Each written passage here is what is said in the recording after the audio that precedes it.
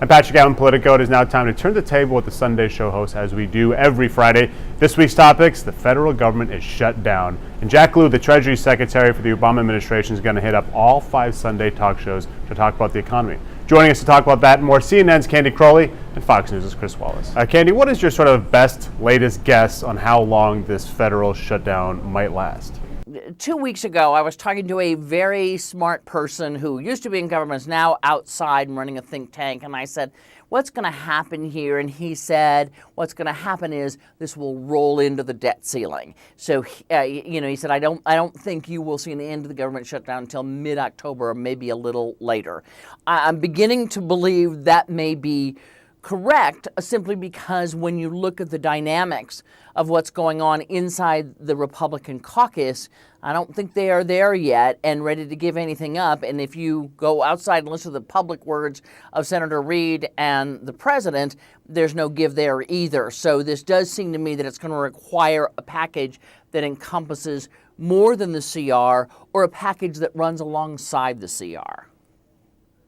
You know, it's interesting. I think you're right that a lot of people, if you had a guess, think that the president might be more, again, you could call it stubborn or principled than perhaps the Republicans may be in the next coming weeks. But do you think that the president is going to end up having a budget bit, or are we kind of just looking at the Republicans with regards to where some movement will happen? I don't know. I have to say that I do think and agree somewhat with the idea that the president overall will probably be hurt by this in some way, but he has this ace in the hole, really, which is, frankly, that he doesn't have to run again for anything.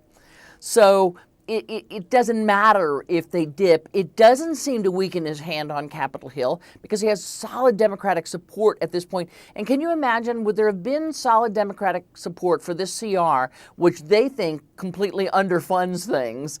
And a lot of liberals, Democrats, had said, I don't know that I can vote for that CR. Now they will. So he's got solid Democratic support and no election to run for. I think it makes him more powerful in the negotiations rather than less, despite his approval rating.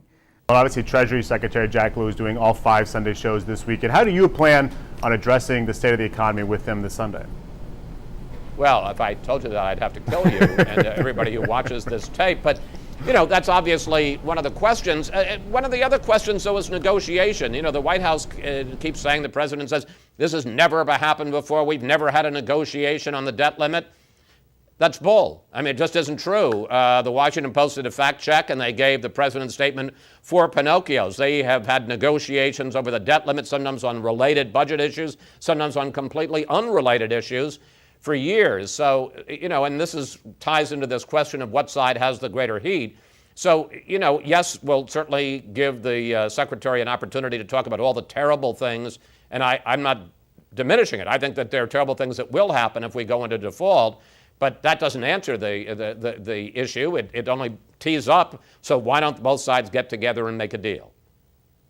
That's it for this week. You can check out our full interviews online at politico.com/turnthetable. Thanks for watching and have a great weekend.